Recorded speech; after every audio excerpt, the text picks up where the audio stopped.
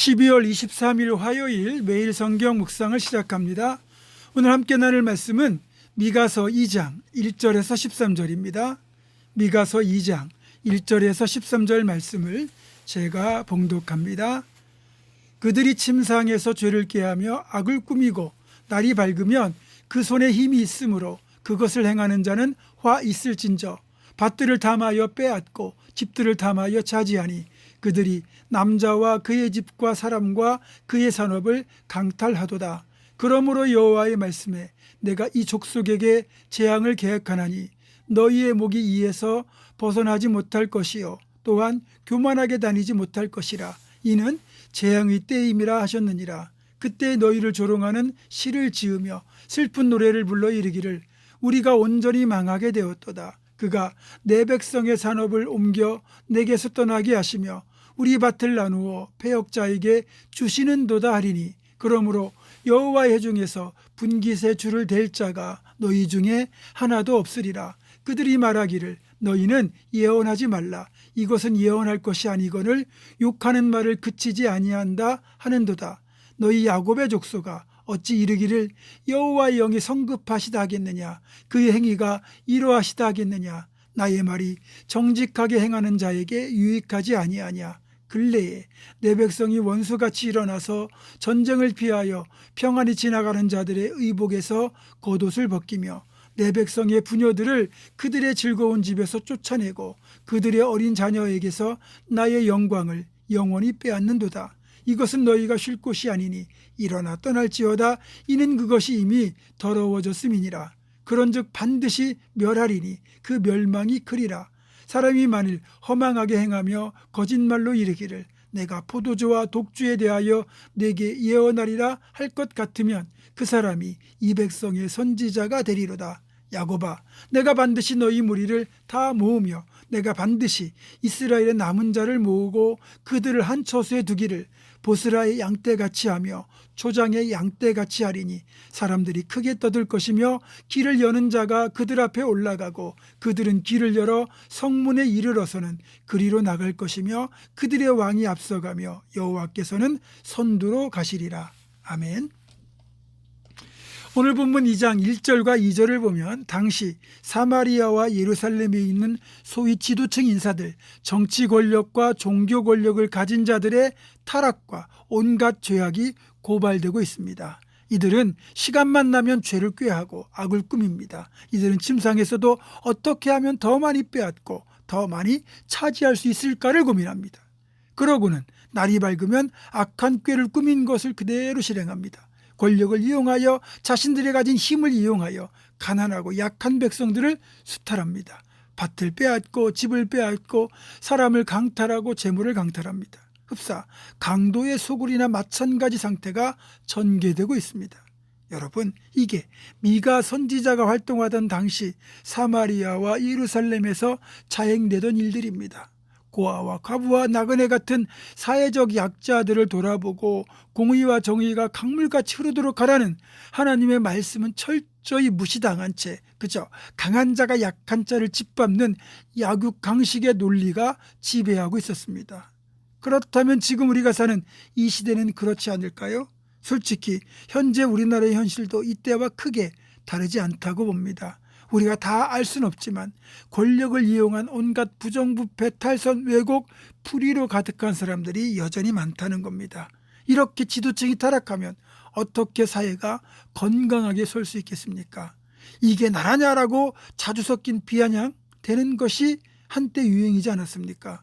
돈과 권력에 눈이 먼 사람들이 어떻게 법 질서를 바로 세우고 국민에게 정직을 부르질 수 있겠습니까? 미국이나 유럽에서는 부자들이 제법 존경을 받습니다. 그리고 그들의 가문은 명문 가문으로 인정을 받아요. 적어도 이들은 그들이 가진 재산과 권력과 특혜에 상응하는 책임과 의무를 솔선수범하며 감당했기 때문입니다. 한마디로 노블레스 오블리주를 실천하는 사람들이었다는 거예요. 그러나 우리나라에서는 부자들을 부러워할지언정 존경하진 않습니다. 그 이유가 무엇일까요? 이들이 정직하게 땀을 흘리고 공정한 방법으로 부를 축적하지 않았다고 생각하기 때문입니다. 실제로 어느 시대나 할 것 없이 대부분의 부자 권력자들이 누리는 부와 권력, 특권들은 다 백성들의 희생이라는 밑바탕에서 이루어지는 것들이라는 거죠. 어쨌든 이렇게 시대적으로 만연한 불의와 불공평에 대해서 교회만큼은 냉정하게 지적할 수 있어야 합니다. 그런데 교회가 이런 모습을 오히려 옹호하고 세상과 똑같이 성공만을 추구하고 부자와 권력자들을 우대하고 있습니다. 결국 예언자적 사명을 감당해야 할 교회와 목회자들이 종교 권력을 이용하여 세속 권력과 결탁해서 달콤한 특권을 누리는 기득권층이 되고 말았습니다. 그렇게 되면 그때부터 사회는 급속도로 타락할 수밖에 없습니다. 물론 미가 선지자가 살던 당시 시대적 상황은 지금보다 훨씬 더 심각했다고 보시면 됩니다. 그만큼 하나님의 안타까움과 진노가 더 컸다고 할 수 있을 겁니다. 결국 이렇게 약한 백성들을 짓밟아서 자신들의 배를 불리고 특권을 누리는 악한 권력자들을 향한 하나님의 심판이 선포되고 있습니다. 3절을 보면 하나님의 심판의 계획이 나타나죠. 어떤 계획일까요?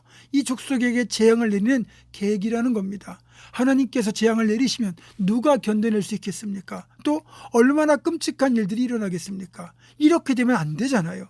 원래 하나님의 계획은 우리에게 소망을 주시고 복을 주시는 겁니다. 예레미야 29장 11절입니다. 여호와의 말씀이니라. 너희를 향한 나의 생각을 내가 하나니 평안이요 재앙이 아니니라. 너희에게 미래와 희망을 주는 것이니라. 아멘. 그런데 하나님께서 우리에게 평안이나 미래나 희망을 주는 대신에 재앙을 내리도록 그런 계획을 세우시도록 누가 만든 겁니까? 여러분, 소돔이 멸망할 때를 보면요, 죄악이 많고 죄인이 많아서 멸망한 게 아니고 의인 10명이 없어서 멸망한 겁니다.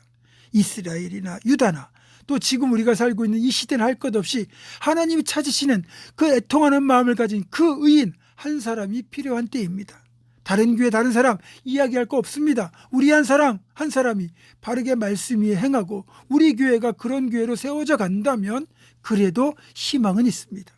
여러분, 이런 하나님 앞에 우리가 이런 사람이 되고 이런 교회가 되겠다는 결단이 있어야 됩니다. 내가 먼저 변화되고 내가 먼저 말씀에 바로 서서 하나님 기뻐하시는 거룩하고 복된 삶을 살아낼 때 이렇게 우리에게 복 주시고 평안을 주시려는 하나님의 선하신 계획이 비로소 우리를 통하여 이루어질 것입니다.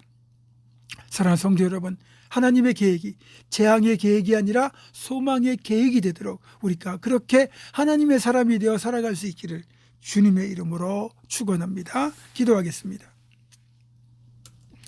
우리를 향하신 하나님의 계획이 소망이 아니라 재앙의 계획이 되지 않도록 우리가 먼저 하나님 뜻에 합당한 사람으로 살아가게 하여 주시옵소서. 그래서 우리를 통하여 하나님의 계획이 재앙의 계획에서 소망의 계획으로 바뀌는 그런 복된 변화를 불러일으키는 그 한 사람, 그 의인으로 살아가는 우리가 되고 우리 교회가 되게 하여 주시옵소서. 예수님의 이름으로 기도하옵고 이제는 우리 주 예수 그리스도의 은혜와 하나님의 사랑과 성령의 교통하심이 이 어지럽고 타락한 이 마지막 시대 의인 10명을 찾으신 하나님 앞에 그 10명 중에 한 사람 되기로 결단하는 사랑하는 모든 성도들 이들의 삶과 가정과 생업과 앞날과 우리 교회 위에 지금부터 영원토록 함께 하시옵기를 간절히 축원하옵나이다. 아멘.